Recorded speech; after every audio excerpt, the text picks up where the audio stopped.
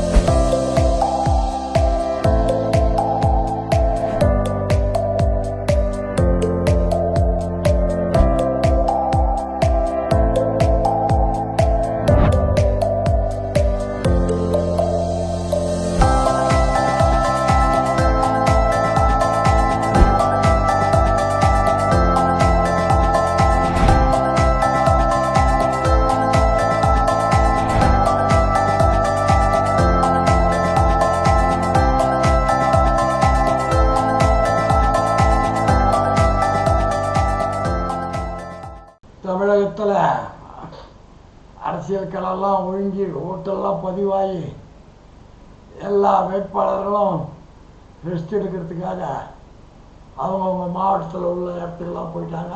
நம்ம மாண்புமிகு முதல்வர் ஊட்டி கொடைக்கானல் பக்கம் போயிட்டாரு, சின்னவர் ஃபாரின் டூர் போயிட்டாரு.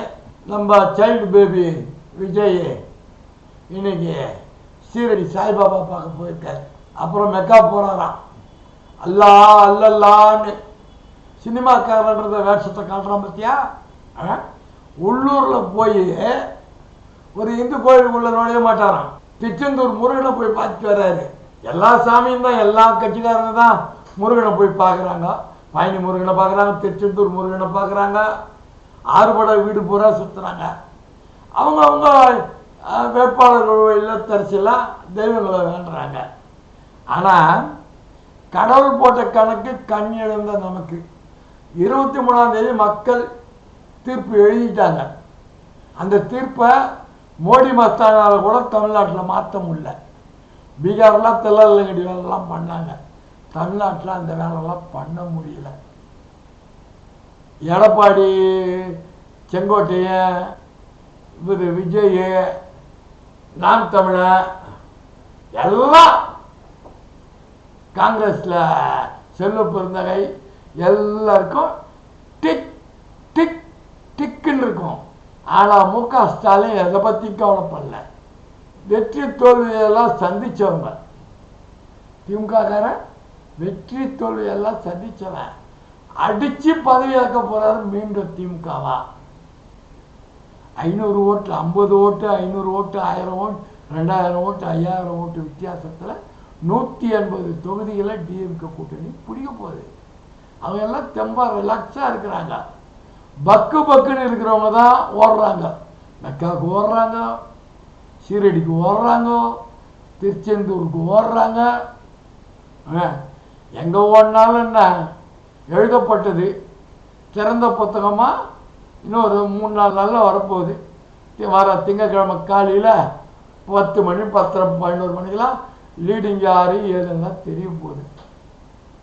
இதில் திமுககாரன் வெற்றி தோல்வியை சந்தித்தாங்க, ஏடிஎம்கே வெற்றி தோல்வியை சந்தித்தாங்க, காங்கிரஸ் வெற்றி தோல்வியை சந்தித்தாங்க. நாம் தமிழர் தோல்வியே சந்திச்சுட்டு வரார் சீமா. ஆனால் விஜய் கட்சியில் தோல்வியை விஜய் தாங்கிக்கிறாரோ இல்லையோ, விஜய்கிட்ட இருக்கிற ரசிகர்கள் பட்டாலும் விஜய் தோத்துட்டா சூசைட் பண்ணிப்பார், என் குடும்பத்தையே விஷம் வச்சு கொண்டு விடுவார் இப்படின்னு தற்கொலைக்கு தயாராகிக்கிட்டு இருக்காங்க விஜய் கட்சி ஆளுங்கள்லாம், ரசிகர்கள்லாம். அவங்களுக்கெல்லாம் ஒரு அறிக்கை விட வேண்டியது தானே. வெற்றி தோல்வியெல்லாம் சகஜம். யாரும் நான் இருக்கிறேன்னு நினச்சிட்டு என்ன அண்ணன் இருக்கிறாரு, உம்பாணியில் அண்ணன் இருக்கார், தம்பி இருக்கார், அப்பா இருக்கார், எல்லாம் அந்த கண்ணோட்டத்தில் பாருங்கள் என் அக்கா தங்கச்சி மாறுங்களேன்னு சொல்கிறாரு விஜய். அவர் அவங்களுக்குலாம் ஒரு அறிவுரை சொல்லணும். 2 நாளைக்கு முன்னாடி கூட ஒரு நீதிபதி சொன்னார், அறிவுரை வழங்கினார். அந்த அறிவுரையெல்லாம் எடுத்துக்கிட்டு விஜய் அவங்க கட்சி மக்கள் தொண்டர்களுக்கு ரசிகர்கள்லாம் அறிவுரை வழங்கணும். எதையும் சந்திக்கிற களம் தான் திமுக அதிமுக ரெண்டு திராவிட கட்சிகளும். அவங்களுக்கு வெற்றி தோல்வி பற்றியெல்லாம் கவலையே கிடையாது. காங்கிரஸ்காரனுக்கு அதை பற்றி கவலையே கிடையாது. தோல்வியெல்லாம் அவங்க சகஜமாக பார்த்தவங்க. திமுக அதிமுகவும் பதவியில் இருந்தாங்க, தோல்வி கண்டாங்க, மீண்டும் பதவி வந்தாங்க, தோல்வி கண்டாங்க. இவங்க 2 பேரும் அதை பற்றிலாம் கவலைப்பட மாட்டாங்க. இருந்தாலும் மீண்டும் திமுக ஆட்சி அமைவது உறுதி. வெல்வோம், திமுக ஆட்சி வெல்வோம் என மக்கள் தீர்ப்பு அளிச்சிருக்காங்க. எதுவாக இருந்தாலும் வர திங்கட்கிழமை 11 மணி 12 மணிக்கெல்லாம் நிச்சயமாக காண்போம். மற்றொரு காணொலியில் சந்திப்போம்.